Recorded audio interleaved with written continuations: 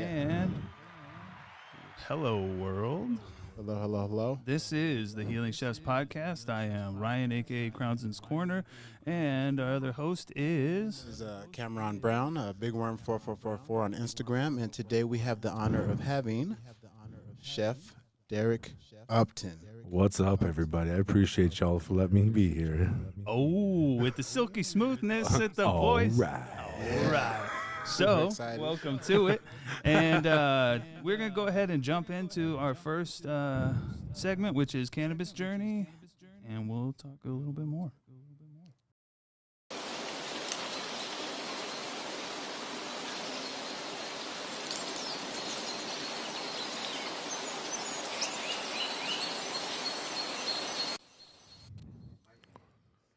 All right. All right. Oh, That's better. Oh, a little bit better. Yeah. all right. We had a lot of echo. Whoa. Man, that's nice. Now it's all crisp. Yeah. Oh, yeah. You know, Freshly it's all about fried. presentation as Absolute chefs. shit. It is. It Amen. is. All Yes. right. So, Cannabis Journey. Well, really what we want to talk to you about, as you are a cannabis chef, want to talk to you about your journey into becoming a chef. Now, we did do a little bit of research, a lot of it. And like one of the amazing things, like just from like where you start growing up in your family, Portuguese. Yeah. I've started learning a bit, but all I can think of right now is obrigado. Obrigado. Right? Obrigado. does that And mean? congratulations that I remembered. Hey, but that's a good one to start with, though. Hey, Yeah. you know. But can you tell us like how you started and where you found your passion and your family life? Yeah, growing up, my earliest memories of being in a kitchen, where, it was like literally everybody was in the kitchen. Everyone had a job. There was like 10, 12 people in the kitchen. Everyone was doing stuff. And that was really my first, like, man, I love this moment. Okay. I love the energy, I love just how it felt. It was my family. We were cooking. I don't know. There's just like an energy about that. You guys work on the line. It's that same feeling. Yeah. When you guys are killing it on the line and, you guys are banging out 600 covers and you guys are just fucking slaying. It's that type of energy, and I believe, I think that just like early on instilled that love for it. And then it came naturally. I love to cook. I gravitated towards it, as a natural kind of artist and creative. It just made a lot of sense to me cooking, and I loved the idea of bringing people together over a meal. Yes. That Sunday dinner vibes, put your phone down and have a conversation. Man, like I didn't realize how much I appreciated that till honestly I got older. Okay. Yep. I had to deal with some demons and I had to like, find myself and refine myself a few times to realize how much that actually meant to me. And it drove my purpose moving forward. And I think, that's really that anchor of, man, I love that. And when I started cooking, I actually started a career as a professional musician, as a touring drummer before I was actually a chef, because I thought that, again, I was lost and just trying things out in my life. I was young and, I did that for years and I loved it, but I wasn't in love with it. Yeah, that makes sense. Yeah. And that started to mean something to me. And so I said, fuck it. I'm going to go to culinary school. I just went for a year, no degree, just certification, just to have the foundation because I already loved food. I always obsessed. I'm ADHD. So one of my superpowers is when I'm passionate and I'm in love with something, I'm going to master it as fast as possible. That's dope. that.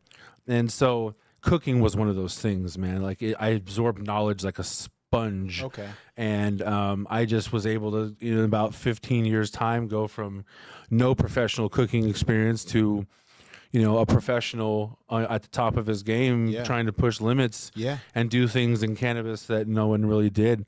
But I think it started with falling in love with the food again and remembering, wow, I loved this. I love this energy. I love the controlled chaos. I love that I have to be both an athlete, a scientist. You know, I have to be all these things at once, and that was like that was the challenge that I was in love with. I never thought of that. I never really realized. Man. You're everything. Yeah, 100%, man. 100%. And you have to think on your toes. You have to be quick, and you have to be precise. No excuses, only solutions. 100%. You know. Hold on one second. Yeah, you're good. You're good. No, it's just you saying that just make me realize that there's so many different aspects to being a chef. Like right now, I have a dinner coming up, and I'm just like trying to figure out just like numbers and stuff like that. Like luckily, I've have that background knowledge from just having to do that with work and having a degree. And it's just like, how do other chefs do it? How do they just kind of figure it out as they go, or just what are their methods and stuff? I think it's a lot, you know, your peers and people that mentor you ask questions. Yeah. I think if you're not asking questions to the people that are doing the thing that you want to do, then you're not doing the thing for yourself right. Yeah. You know what I'm saying? Yeah, you're not doing yourself justice because you're afraid to ask questions. Yeah. And so I think early on, that was the backbone of everything. I was asking questions constantly 24/7. I'd ask it 4 times until the answer that I needed clicked in my brain. Got you. And that's because also I'm ADHD. And so, you know, I have to like, my brain works differently, you know? But like, I just asked questions and I learned and I researched and I trialed and erred and blood, sweat, and teared it. Yeah. You know what I mean? And it was the grind. You know what I mean? I was working a full-time job and hustling dinners on the weekend. Yeah. You know what I mean? Working 7 days a week. But that's what it took to get to a point where, okay, shit, I can walk out and do my own shit. Understand how the game is played. Now I can break the rules. Yeah. You know what I mean? I think that's that's super important. And I think it's almost like it's like our own chef's version of street smarts. No, you know what I mean? Yeah. Because like that's literally how everyone's doing it. Yeah. But there's a lot of material out there, man. If you do your research and you put yourself through school, you can learn everything you want to learn on the internet. Yeah. It's all there. Yeah. Just do your research. Pay attention. School helped us out. Oh, There's 100%. a Culinary Institute Yeah. in Scottsdale. They do all the aspects of it, even the business and paperwork and stuff. So shout out to them for that. Hell yeah. But yeah, no, I understand exactly what you're talking about, Cam. Yeah. Yeah, just to that degree. And then I just want to know, like, so you've expressed your love with food. You expressed, you know, the camaraderie that you get from cooking a good meal, getting people together and everything. But now in the way of cannabis, like, when did you first start smoking? And then you're like, wait, you can eat this stuff too? You know, when did that happen? So, you know, that really happened early on. So, you know, I kind of have to give a little credit to my mom. She, you know, she's, I grew up in a house that was very Wiccan and right. And my mom believed in holistic healing and herbs and like that type of energy that we're starting to find out in science these days is actually called quantum science. Okay. Shout out to your mom. But I think that, yeah. So like, you know, my 15th birthday, she rolled me a joint and put it in my card. And, you know, but my mom was one of those moms that was like, I want you to understand how to, you know, do things maturely. Yes. I love that. And so she was never judgmental. She let you be you.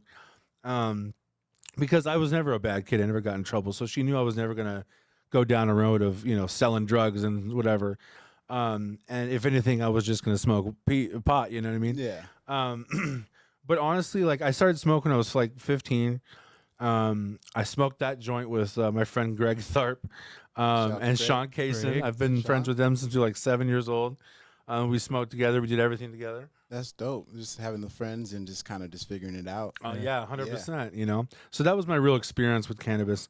But I realized early on, and I didn't know these terms that I know now. But then I struggled with depression still, and I struggled with anxiety even at a younger age. But when I smoked, I realized how much better I felt overall and how much it helped me and just kind of calm my brain down because I was ADHD. But back then, no one knew how to explain what that was to you and how to live a life that was for your benefit rather against all of your issues. Yeah. And so that took me years to figure out.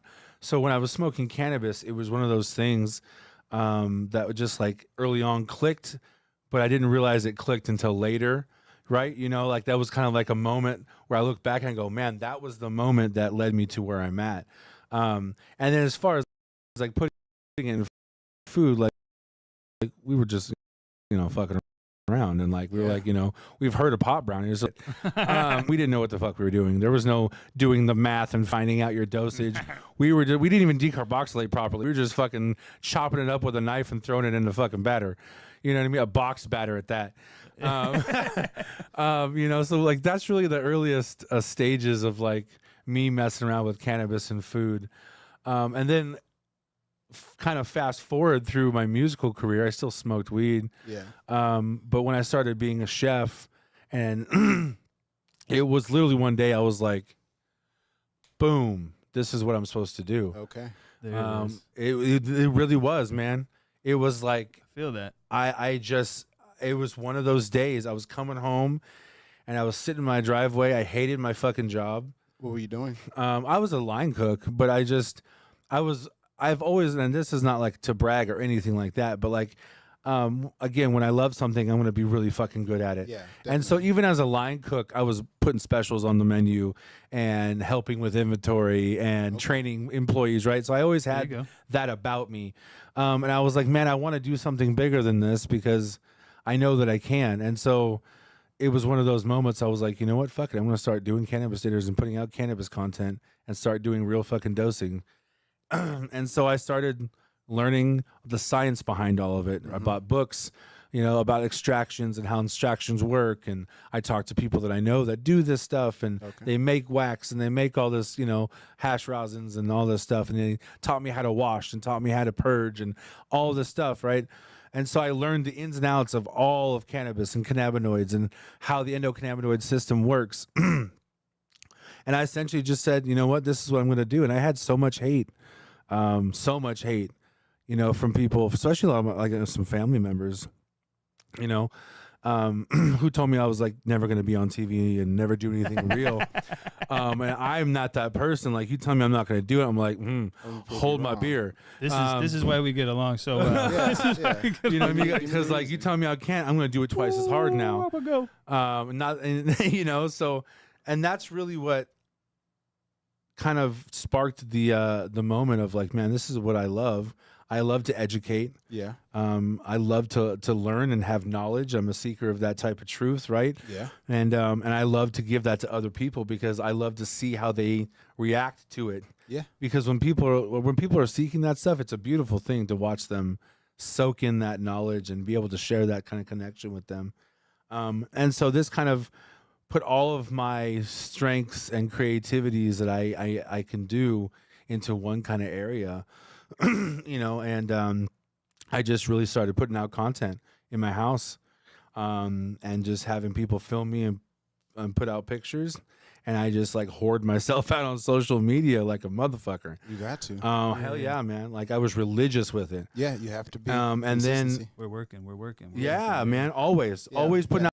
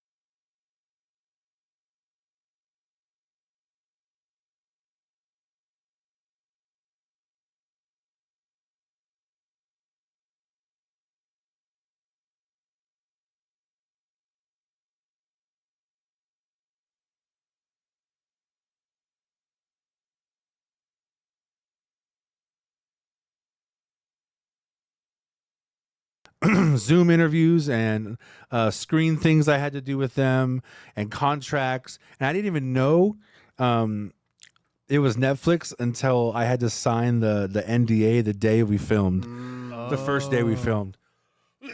So then you had to just kind of, well, yeah, at that point you didn't even know anything. You were No, just I like, just knew it was a huge streaming platform. yeah. And so, but the lawyers came out. We had to meet all the lawyers, which was fucking intimidating as fuck. Yes. They came out like Yeah, bro. Brazilian jiu-jitsu. Well, like, we're here to like if I backtrack like 2 steps, so we get to the day of filming, right?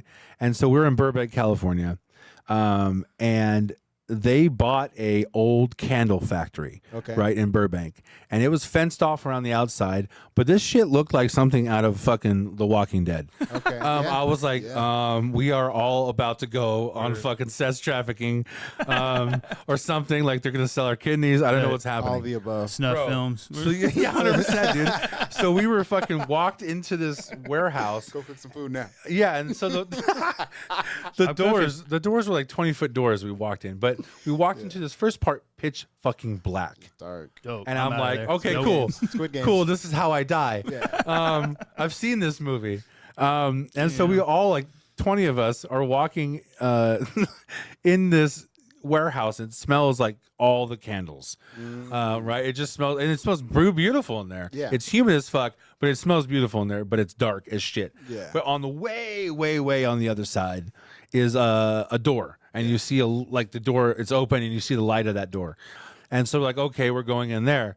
And so we walk through that, and boom, dressing rooms and fucking break rooms. And we walk through there, and boom, huge fucking TV stage built inside this big old fucking candle factory. Yeah, it was wild. And then we met the lawyers. and then scared the shit out of us. They came out like ninjas. Yeah. It's like, They're Willy like, hey, Wonka. sign this. Oh, shit. man. If lawyers. you don't, you can get a star in your forehead. Yeah. Oh, Bro, man. if we said anything, it was up to $1 million fine or jail time.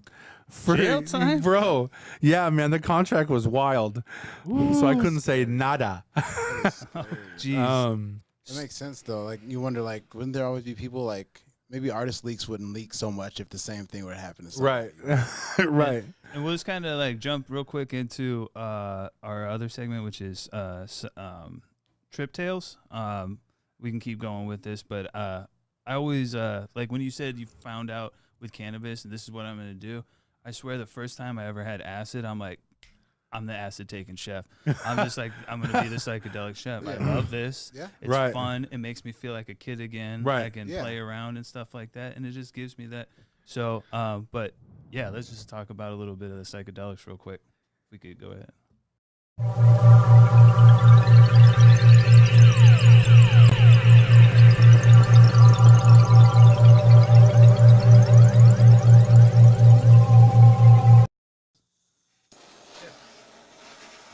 No. Yeah, it's probably because we got that USB turned on. Oh, okay. So, all right. So I guess we're back. So if you wanted to real quick finish up with, you did the Netflix or the Chopped and everything. Yeah. And then we'll transition a little bit into psychedelics a little bit, and before we go to break. Yeah. So yeah, I mean, I really just I did the Netflix show, and that like skyrocketed me as a private chef. I was working at the Breadfruit and Rum Bar with Chef Danielle Leone. She's James Beard's chef. Shout out to Chef. She's amazing. And she's living in the Netherlands right now. Oh man. Yeah, dude. So nice. But the pandemic happened, and so I lost my job, and then Netflix got released, and then boom, I was doing like $7,000 a month in private dinners in rich people's homes, bro. And I did that for 8 months solid. Yeah, dude. It was badass, man. And that opened up so many doors, and media opportunities, which led to me getting into the Food Network show and doing the, it was released on Discovery. You know what I mean? I got to meet Ron Funch, the comedian. He was our host, which was sick. Dude, I love that. Dude. Yeah. And the Choi Bites, the Asian chef, I think the female Asian chef. She was she was one of our judges. Nice. So like, it opened so many doors and really led led me down the path and it put me on the map, for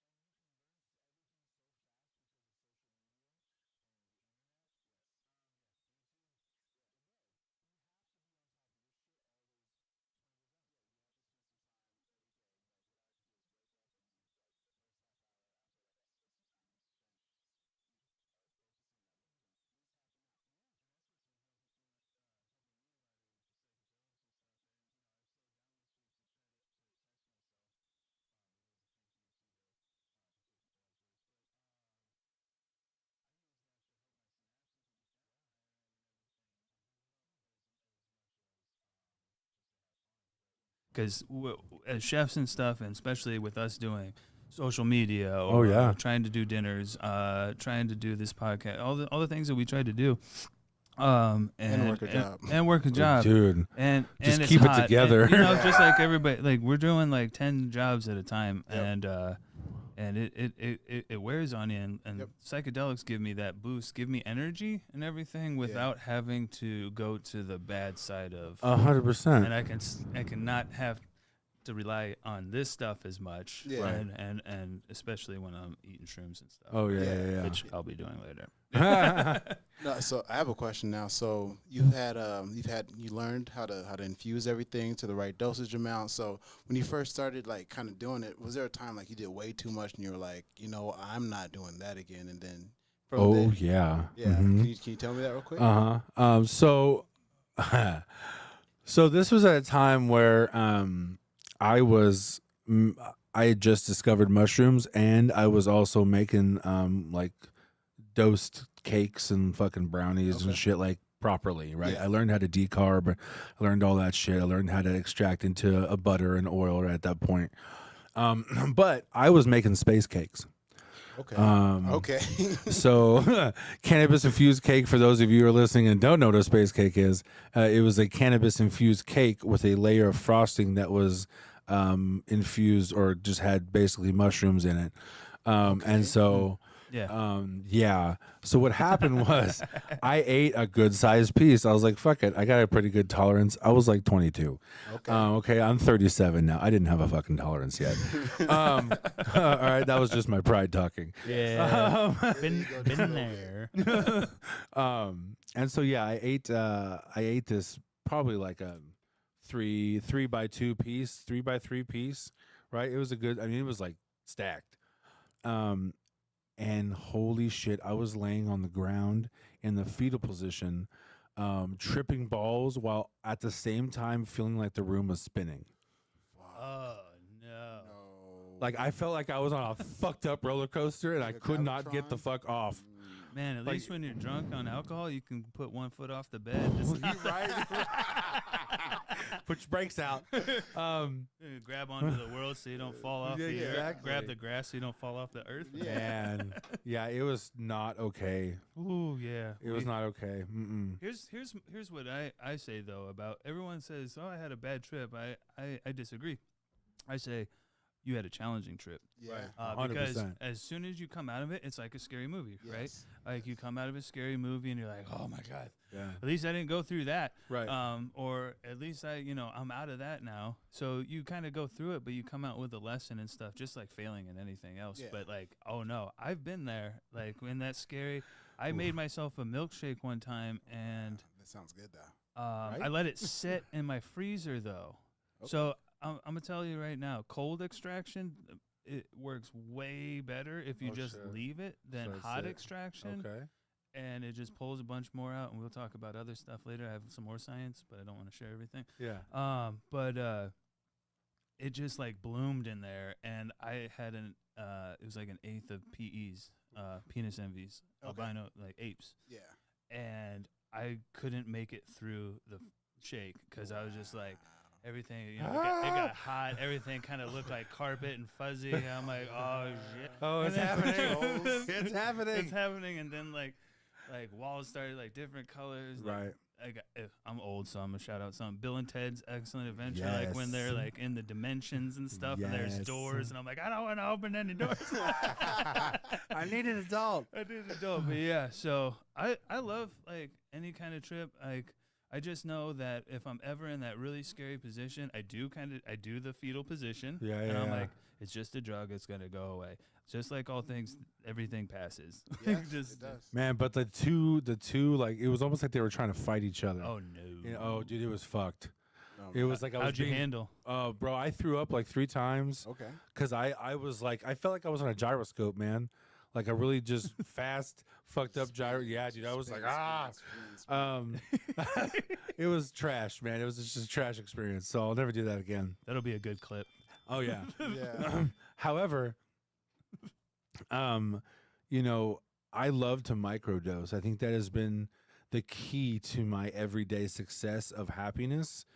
And because I struggle with depression, I have ADHD, and now the science tells us that the H in the ADHD necessarily isn't hyper; it's also hypersensitive, right? So, and that's something for me. Like I have issues sometimes appropriating my emotions in really chaotic times. I have trouble getting what's in here out my mouth to speak it right, and I get fucking either angry or really emotional about it, and it's really hard because. Same. That to me, first of all, I feel dumb when I can't talk the things that I feel. It's a fucked up experience if you've ever felt that. Absolutely. Your brain just like there's like a block and you just can't, and it's messed up. But I think that microdosing psilocybin has been the key to creating new neural pathways in my brain. Yeah. Because Yes. a long-term depression literally changes the chemistry of your brain to support that new depression that you have accepted in your brain. Yeah, that makes sense. And so like my therapists and people and doctors I've talked to, like they're like, you have to create new neural pathways. You have to start creating new happiness for yourself that you haven't had before. Yeah, that's And Absolutely. I had to start just getting up every day and making my bed and taking a shower and just showing up for myself. Yeah. You know what I mean? And that's where it started. And every other day I would just add to that and just continue. And that routine became a habit. And then making routines in my life became a habit. Yeah. And that's how I progressed. And all through that I was microdosing psilocybin. Okay. Absolutely. Because it honestly, it's better than all of the depression medication I've ever been on.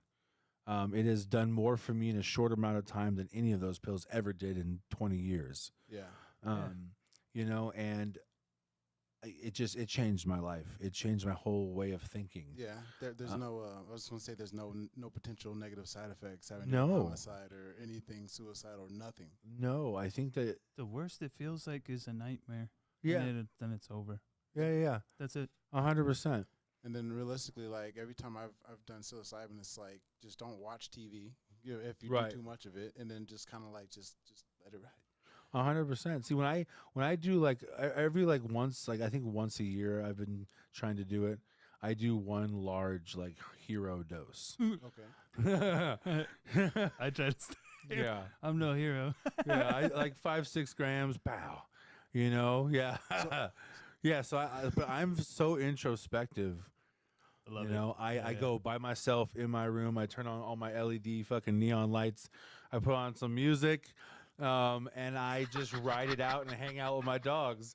You know what I mean? And I sit, bro, we're like you like. We are It's the like same person. It's like 1 degree off. You're just better. You're just better, chef. Oh no, I'll get there. Yeah, No. yeah, we're getting there. Yeah. No, it's not even about that, man. I know it's not, but That's the next level. But yeah, I mean, I once a year I do like a hero's dose, and then throughout the year I just microdose because it's just proven for me to just change my life. Yeah. It's made me better in my relationships. It's made me better in my friendships. Yeah. It's made me more fucking loving. Yep. You know, because I carried so much hate and for myself for years because I didn't know how to love myself. I was left to my own devices as a kid because I was ADHD and quite frankly, it was hard. I'm sure I was a fucking difficult fucking kid and my dad had trouble fucking dealing with it. Yeah. You know what I mean? And I don't blame him for that. But the reality is, it fucked me up and I had to fix that shit. I had to face it. And psilocybin helped me face it. Okay. It helped me be so brutally honest with myself that it was painful because that's what I needed. That's it. I need because if I can't lie to myself anymore, you can't pretend. If you really want to change, you can't pretend because you're doing the same shit and you're expecting something different. It's just fucking insanity. Literally. Yep. And so, man, that's been my journey with psilocybin too. Is I'm like I said, I'm a seeker of truth always. Yeah. I think that is so important in my life. You know, I grew up in a Christian home, but I feel like organized religion is just, it's a business. It's a government. You know, and I don't believe in that. But do I believe in something fucking bigger than me? Hell yes. Yep. Because that is stupid and foolish to think otherwise. Yeah. The stupefying odds that we are existing in this moment is, I mean, it's stupefying odds. It's amazing. There are more for people. Us, the craziest thing for the odds for us to be sitting Bro. here right now, Yeah. talking to each other with the habitable environment. about being chefs and about it's dude. just like mind-numbing. 100%. 100%. You know, something Neil deGrasse Tyson talks about is that there is more people to never have been born than have ever been born since the beginning of time. That makes sense. All the I think my potential brain eggs just and broke in sperm half. and Bro. everything. Like, Yeah. Just think about how special this moment is in life. Everything for us to We are happen. finite in a infinite. Yeah. You know, and like I think not to get all like crazy psilocybin psychedelic, but like psilocybin, I realized that while I was on mushrooms. It opens it up for Yeah, you. It allows you to It see allowed me to go, holy shit. there's something things a lot talk, bigger. entities or things talk to you. The universe talks to you, but like brings you stuff that you need to see and stuff when you're on these things. And I don't believe it's just within your subconscious and stuff because I've had all sorts of visions and stuff come to me, and I'm sure. Oh, 100%, Yeah. man. Definitely. I think, like I said, it's made me see the world completely different. I see the world from a different filter now. Dope. You have to. You know, because doing the work, going to therapy, forgiving people that never ever forgave me or never ever apologized. Yup. That's the work I had to do, despite how they were, despite how they felt. Yeah. It was about me for showing up for me. Yeah. You have to figure And That's in it. that, I learned how to love myself. And then learning how to love myself, I learned how to love other people. And that made me better as a chef. And you don't know until you're ready. Dude. Yeah. Yeah. 'Cause you won't listen to 100%. Yeah. 100%. But yeah, I wanted to say just like just in the process, like how much do you use to microdose? Like I've always been curious. Like I always hear it. but Yeah, we'll never run just this and heard, then we'll like- go to break and I'll grab that tart. Yeah, perfect. I do about a half a gram. I grind it up and put it in a little dissolvable capsules. Okay. Does it have any effect in your stomach? Or No, anything? man. I've never had any issues. The penis envy strain that I have right now, man, it's like it's just such a pure feeling. I don't get the weird stomach tinglies from, Okay. you know, and I don't get the sweats from them. It's like one moment you're chilling, I do and the all the next time. minute you're just like, ooh, I feel amazing. Okay. Like it just like falls over you like a warm blanket. Hit him with that Barry White. All right. Okay. Just like bass line. Just do, do, do, do, do, do. Oh, But yeah, that's great. Yeah, because I need to start kind of like microdosing or something too instead of. It changed my I mean, life. but I do like the big doses. Yeah, 100%. Yeah, there's a time and place for everything, you know. Yeah, Right. yeah. Place for But I think the 1% better every the day. microdose is like the maintenance part. yes, Yes. It's about building those little neural pathways so that when you do a big dose, you're gonna learn something. You're gonna change and you're gonna grow now because you have something new to offer yourself. Love it. I love that. So, Awesome. And with that, we're gonna go ahead and go to break. I'm gonna grab some of this tart that I Oh made, yeah. and we're gonna feed some people real quick. Hoorah. Habari Entertainment Films present There's Only One Name for News with Damon and Iesha. Habari Live Podcast.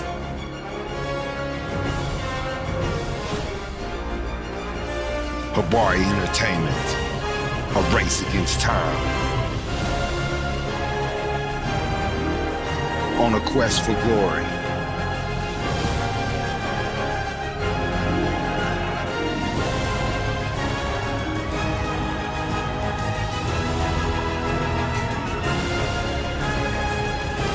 Habari News Weekly, HabariEntertainment.com. Catch us for more. Visit us, HabariEntertainment.com.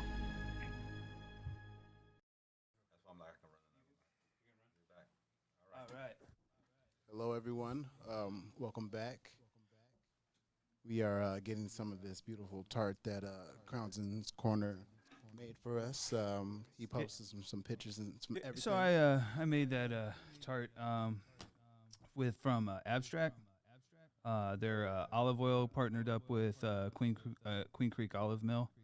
We got something coming up pretty big on the 22nd with them, so stay tuned. The chocolate tart? Yeah, so it's the crust is butter pretzel based. I did I couldn't find a. This is echoing. I couldn't find. Again? Yeah, I couldn't find a. I turned it down a bit. I couldn't find a tart tin, and I wasn't going to Williams Sonoma or any Sur For a Latte. $70 tart tin. I did have someone. What does it do? What does it do it for me? If it does, I want it. I just But I just want to say, if you ever want to find like any cooking equipment, go to the Goodwill, Hell yeah. and you'll save so much I'm a- money. You can get a pot. You can get my anything brain for be like so hot I 2, can't 3, think of 4. stuff. Bro.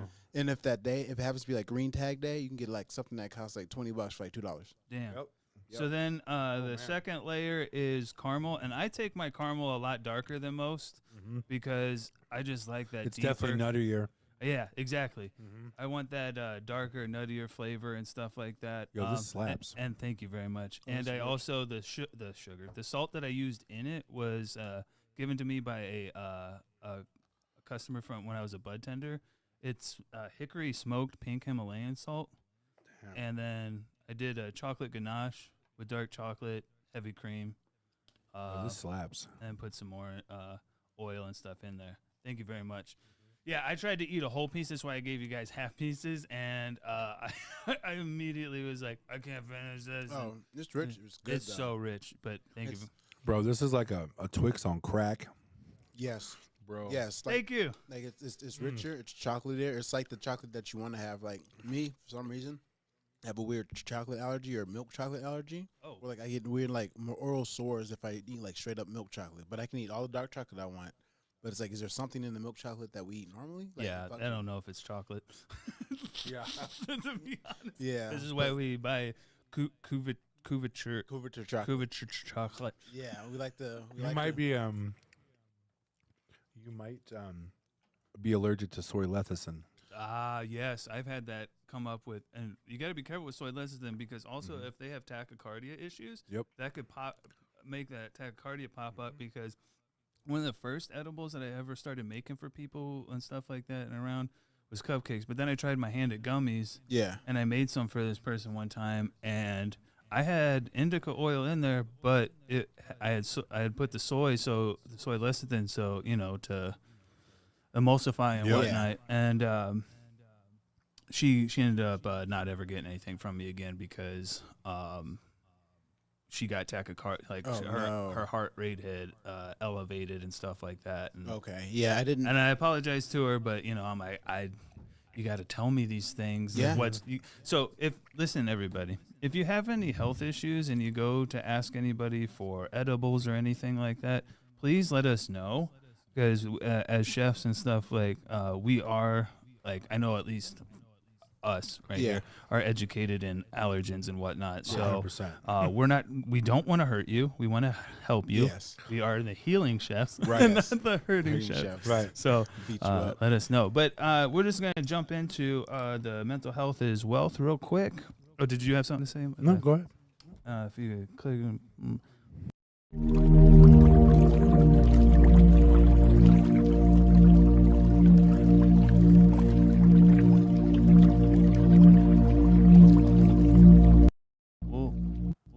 All right. We go through this a little quick, and then we'll have the plug talk at the end, just a promo real quick. But let's take a few minutes on it. We were already talking about mental health. Yeah.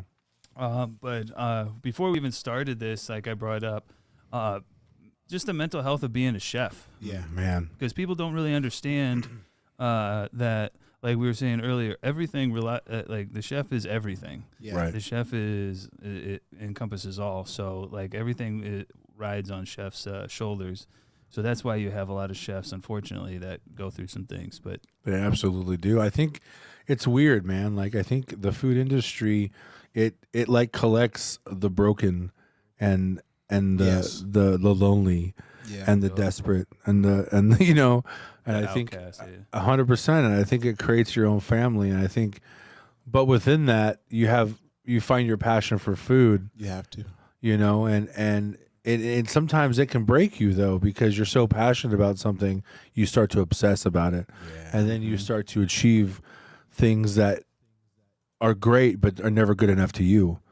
And now you're 100%. You're achieving. That's why so many Michelin star chefs who lose a Michelin kill themselves, you work so because they hard, sacrifice their family, their kids, their life, their happiness for the one thing. and then Yeah. for something that isn't even real. Yeah. and then for someone who is eating the stuff who really doesn't get affected by their rating of 100%. you, Right. because they're still going to have a job afterwards, Right. and they're going to still be able to go knock off that other chef. Right. You know what I'm saying? So, So that's why- it's a hard job to have, regardless. Yeah, it totally is. And I think that's why self-love and that work you do behind behind closed doors is so important, yes. because you have to strengthen yourself for those moments where the fucking ship's been tossed at sea. You know what I mean? Yeah. Yeah. Yeah. And there's moments where you're going to mess up, but it's how you take that mess up. Are you going to pivot? Are you going to learn from it? Or are you going to be the victim and let it ruin you? Just And you like let a it bad ruin trip. you. That's how people go down depression and kill themselves. Yeah. And so mental health is it's so important, especially in an industry where, as chefs, and I know I'm so guilty of this, I don't identify myself as anything else like my identity is a chef. Yep. I don't have anything else. Nope. You know what I mean? And so like it's such ingrained into my soul and who I am and how I think every day and how I approach life, that, man, there's days that it really does affect me, because I'm not doing the thing or accomplishing the thing, and I'm not where I think I should be. And man, those are those thoughts that kill you. And then dealing like with your ADHD and Oh, whatnot man. and stuff like I do.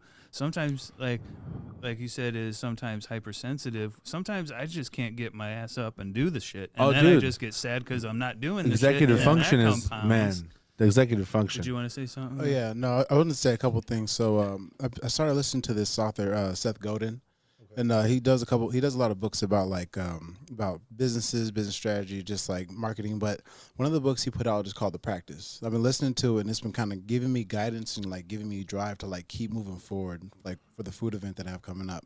And what I noticed is like one of the things he says is like you have to like disconnect yourself from like what you're creating, because what you're creating is not you, Right. ultimately. So it's like just kind of you have to step away from it, step back from it. And like he gives a lot of pointers on just like how to like look at the work as the work, not the art of the work. Like even though the art is good, it's like if you need to reach out for somewhere or something, then just to make it better.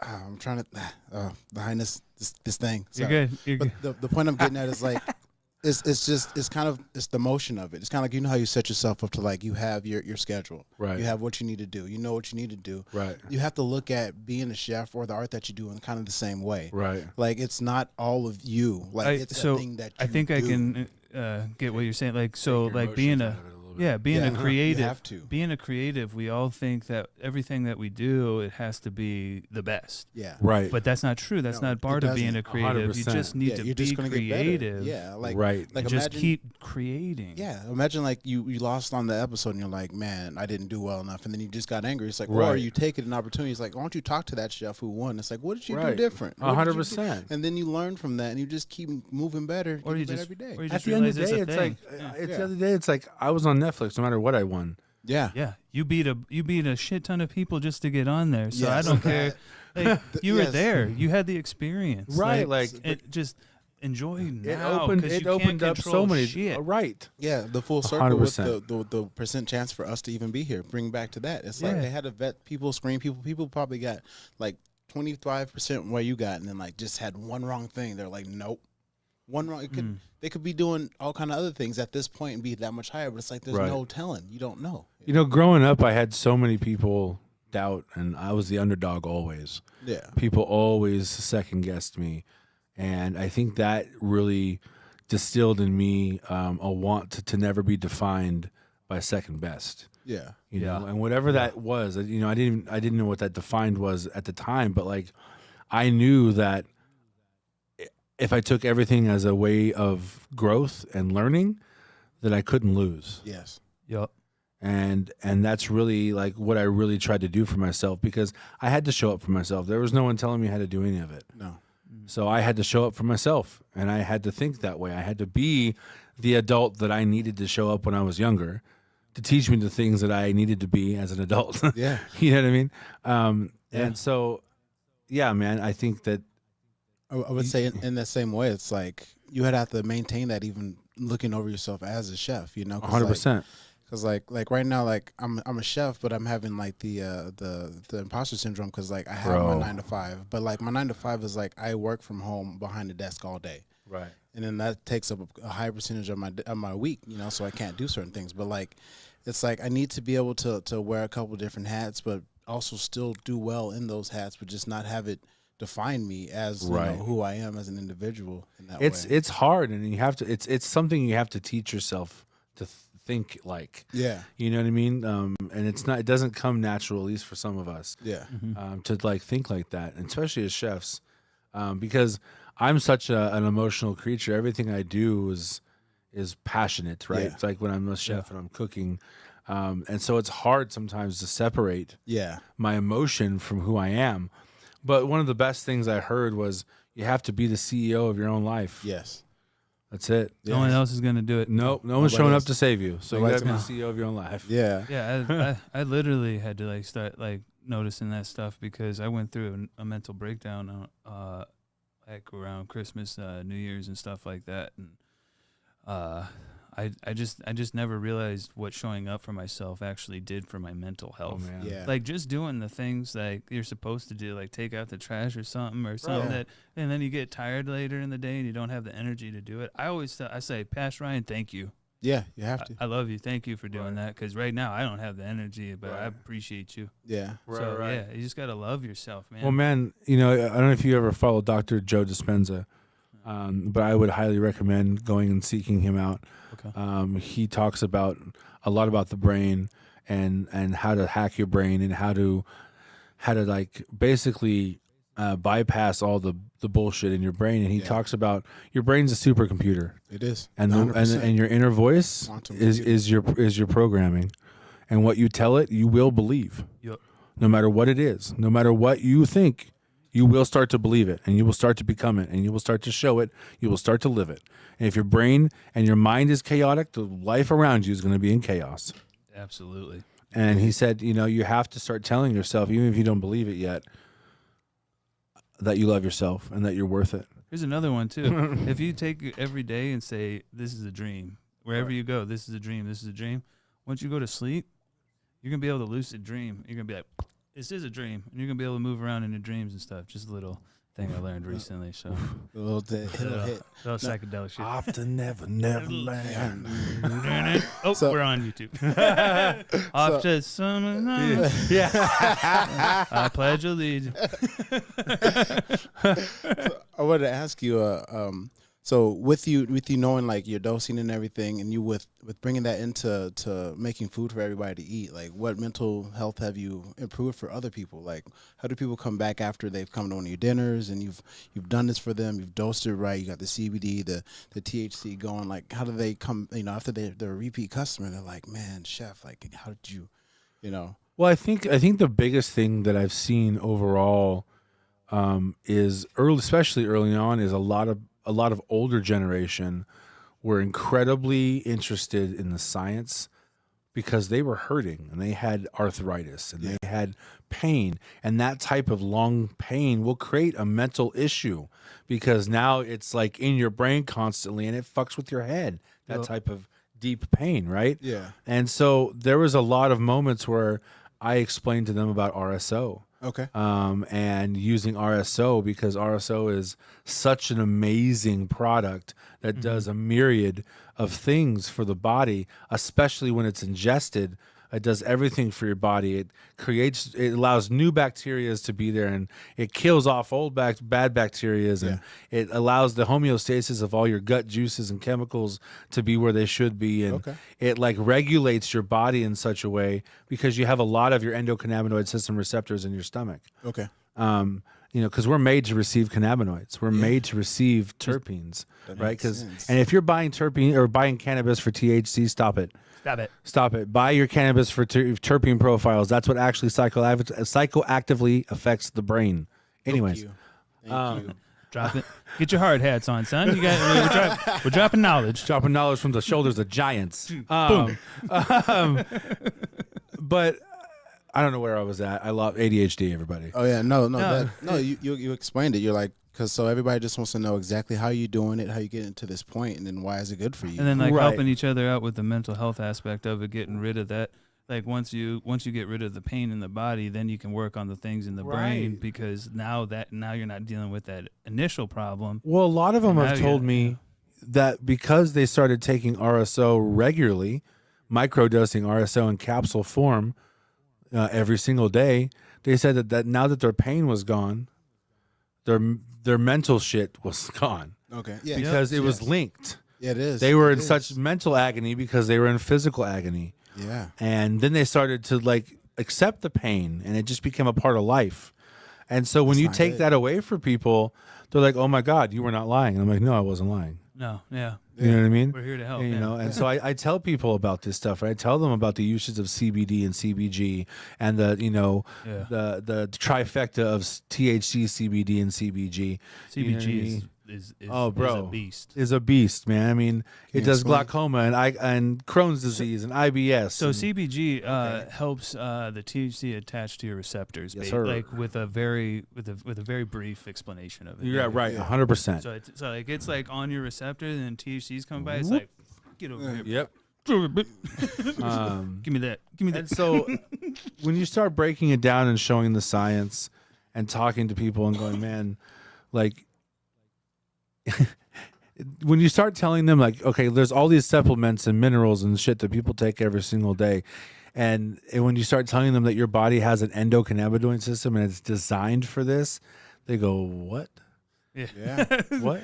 I'm like, yeah, you don't have to take all that shit. They hit that space like, Yeah. what? You know, and they start to also realize that, you know, they don't, especially the older generation, they don't have to smoke it because they want cannabis. Yeah. Look, I've cooked for doctors and lawyers and rich people of all kinds.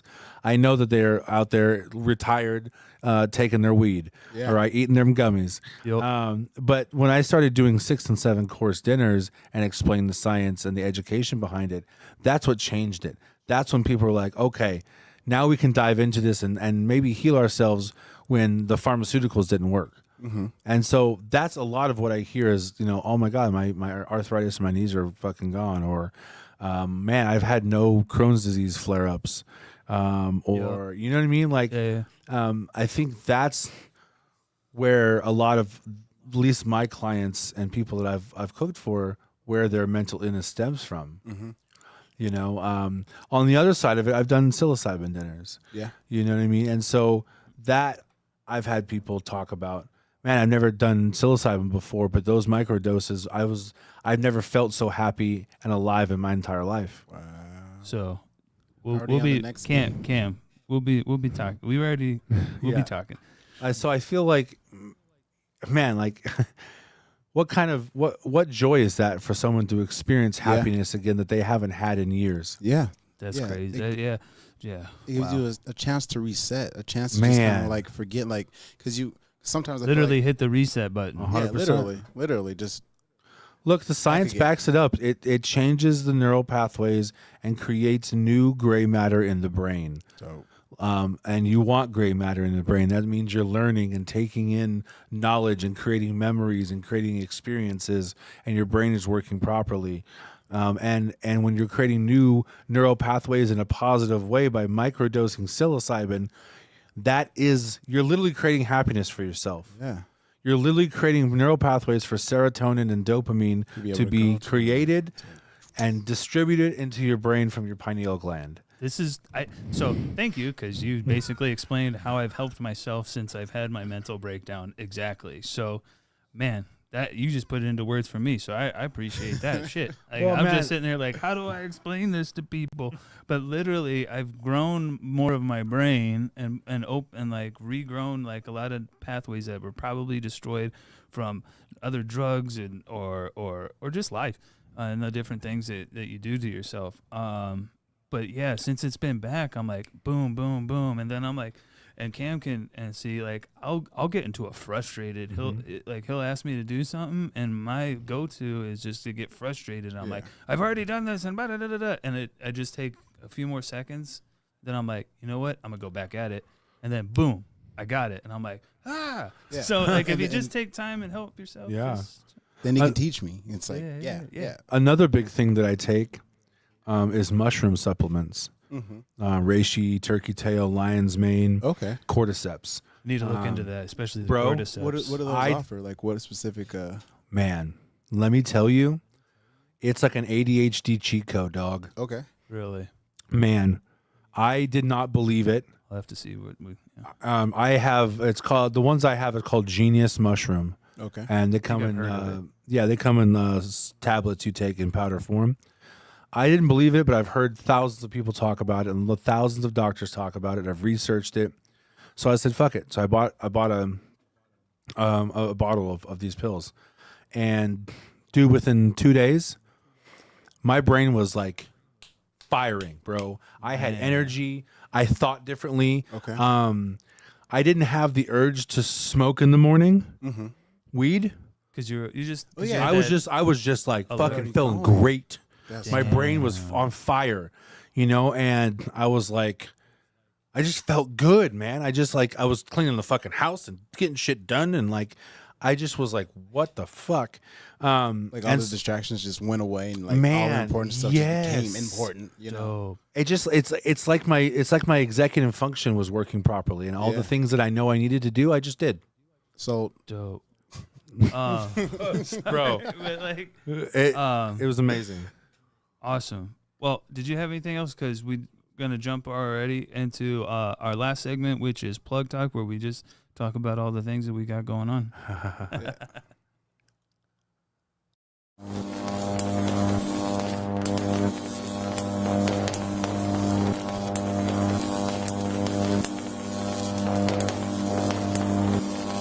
Plug Talk. Tart's working. Yeah, it did not disappoint. All right. So what we all the different things that we have going on. I know Cameron over here with was it Donitas and all them. Donitas Cannabis Roadrunners, August 19th. We're gonna have a 5-course meal Nice. with a quarter gram down in Tucson downtown. There you go. That's Sick. what's up. And, Yeah. I Go was ahead. gonna say, and then Chef Derek Upton. I know that you have a monthly reoccurring last Saturday of every single month. Yes, sir. Can you give me some details on that? Like, I want to Yeah. go. Where you gonna be? Is it Yeah, secretive? 100%. How does it work? So I partnered with a good friend of mine, the hemp chef Chris Martin. He owns Hempful Farms. They produce CBD dog treats and a myriad of CBD products at a really high level. He knows his stuff. It's killer products. That's why I work with him, because it's real medicine. It's not Circle K CBD, everybody. Oh, we know what we're talking about. Wow. I'll tell you later. Okay. But Little TMZ. so I partnered with Chris Martin. I consider Chris one of my really good friends and mentors. He has been in the cannabis game longer than most people. He's almost 50 years old. He did 6 years in prison for cannabis, for shit that's legal now. Yeah. And he got set up, and it was a whole fucking big thing, and he went down for it. It was all bullshit. He got pardoned, but anyways, he is, I consider him like one of the biggest activists that I know. He's gotten people out of prison over this shit. Like he does a lot of killer stuff. Helps a lot of people. Shout out. Shout out. Yeah, man. Chris is a good people, man. He's been dealt some hard cards in life, and every single time he arose to the fucking occasion and did the thing. We love that. And I respect him highly and his family. And it's fucking crazy. Just a side note, his wife, she had a little bit of cancer, right? And she was taking RSO. He's like, you're on RSO every day. Man, they shrunk that fucking thing down, and it was smaller than it was, man. And that's fucking badass. Yeah, fuck yeah. That's Love it. some real shit right Real there. shit. And that's why I partnered with that dude, because he's one of the realest dudes ever. So shout out to Chris. But so we partnered with Chris. We're doing dinners. So he's got a full kitchen, a commercial kitchen, and a full dining room that we set up. And so we do these multi-course, 6-course dinners with a mocktail. And each week the theme of the food changes, all from scratch. And we do a large dosed aperitif that you sip throughout the dinner, with small doses of CBD, terpenes, and THC throughout the meal. And we educate, we talk about what we're doing. We allow you to kind of ask questions, and we dive into the food and just kind of create an experience where conversation is had, education is had, and killer food, and coming together. And so we've been doing dinner with the chef for a few months now, and this will be the third dinner. Last dinner we sold out. I think we're about halfway on tickets right now. Okay. But they can go to Eventbrite, dinner with the chef, and just type that in. It'll pop right up.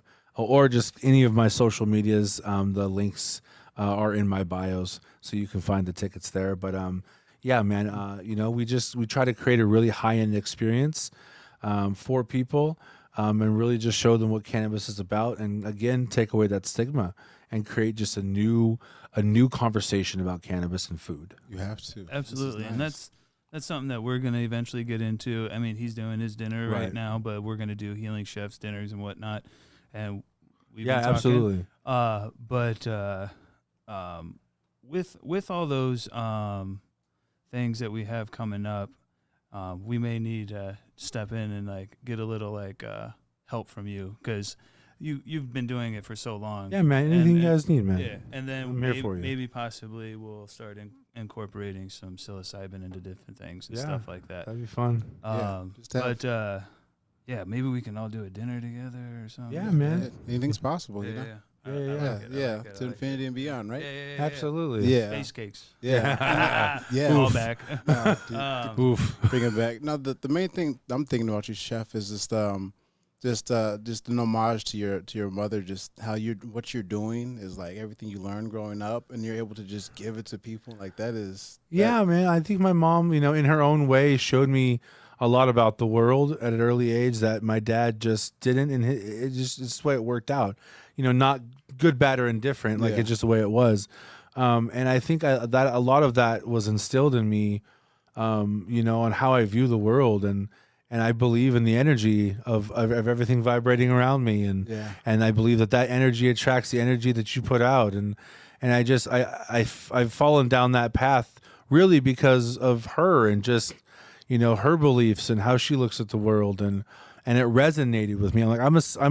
I'm a male version of my mother, like just in all of that aspect. I'm a Taurus, you know what I mean? I'm an earth sign. I'm super grounded, and it's whether you believe in that shit or not, like I am everything a Taurus is said to be. I'm 100 down to everything, like stubborn. I'm stubborn as hell. I'm grounded as hell.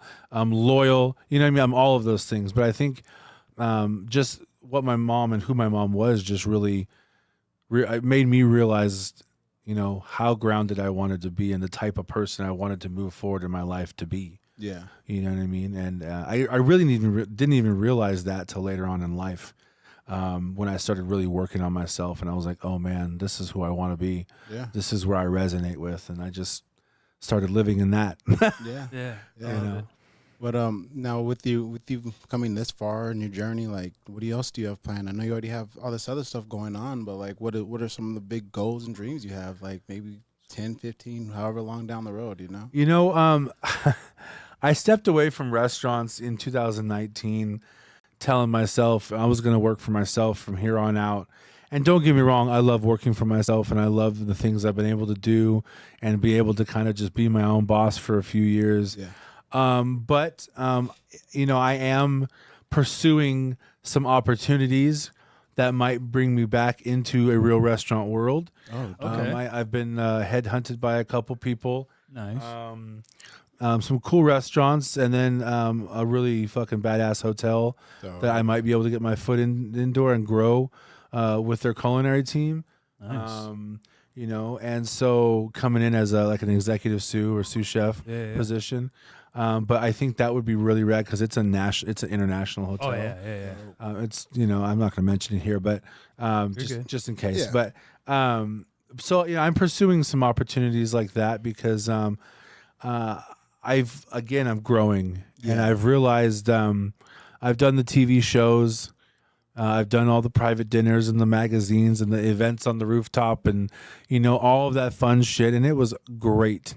But I miss just fucking being a chef too. Yeah. Just cooking. Just you know what I mean? I miss yelling at my fucking cooks and yeah, we're good. Yeah, we're good. Yelling at my cooks and you know, having killer services with 600 covers, and you know, I miss the adventure of that, and I think that you know, I'm going to pursue something in that. You know, I feel like a few opportunities on the table. It's a little adventure, but it's a little bit of comfort too, because you know, like we've just started this business, right? And I'm yeah.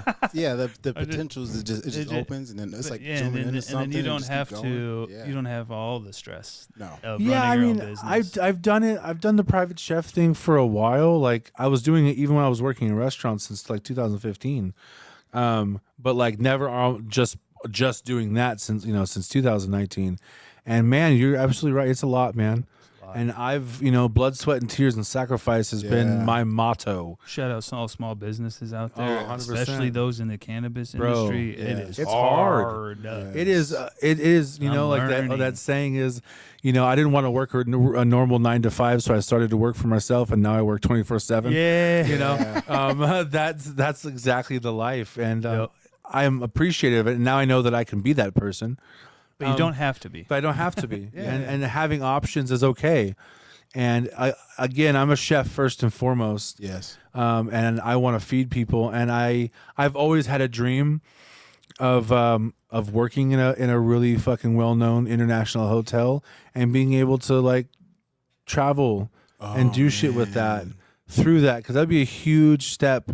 And your culinary already is so worldly. Oh, it's I've been just like you're talking about Ramadan. You got the squid. I mean, you're doing all sorts of different. I dropped that octopus picture this morning. Yeah, the octopus. My bad. I called it squid. It's all good. Same thing. Yeah. How dare you, cousin chef? This guy calls himself a chef. No, man. I think that I love the structure, and as I get older. You know, because I do see myself having some sort of relationship and family that's like real for me, and I want that. I've done all my traveling. I've done all my partying. Yeah. I don't drink alcohol no more. No, I tried some beers the other day and I died the next day. I couldn't do anything. Bro, alcohol would make me sick right now. I'm an old man now. Like, 100%. I was on the couch just like dying. I'm like, I wish I had enough money for the mobile IV service. I need some Pepto. I'm like, I need to be rich so they can come give me an That IV shit's on the expensive. couch. No, crazy. I wanted to say something about all the stuff that we got going on with different learning and the dinners and stuff that we want to do, but it keeps escaping me every time I try to talk about it. I just really want to just all the other It's so scientific aspects of it. I just want to make sure that I just want people to know like how to be able to do it on their own, just to be able to do it on their own, because everybody can go buy their own cannabis. I know what I wanted to say. Something that you and I were talking about recently. So we are like fine dining chefs, and we'll have those dinners that are elevated and stuff like that. But we want to bring like you have been doing, and a lot of people have been talking to me about. We want to bring elegant stuff to the Valley. They want dinners that they can take their significant other out, and it's like going out to eat at a really nice restaurant, like you have done, like you were doing, like we will do. But you want elegant, we got you. You want low country cooking, we got you. 100%. I want to be able to I make gumbo every year. I'm an Alabama fan. Sorry, you LSU. Roll Tide. So. Chris got a mobile kitchen, so nice. So we could do something to roll up with a kitchen on site. Yeah, see, that's what I'm talking. And this is what we're talking about. We want to do stuff to where you get your food and you're like, how much was this? Like you feel like you stole from us. Right. Yeah. I just want to give all my grandma's heart and passion that she gave me, and I just want to give it so it's shareable. Right. It's not expensive.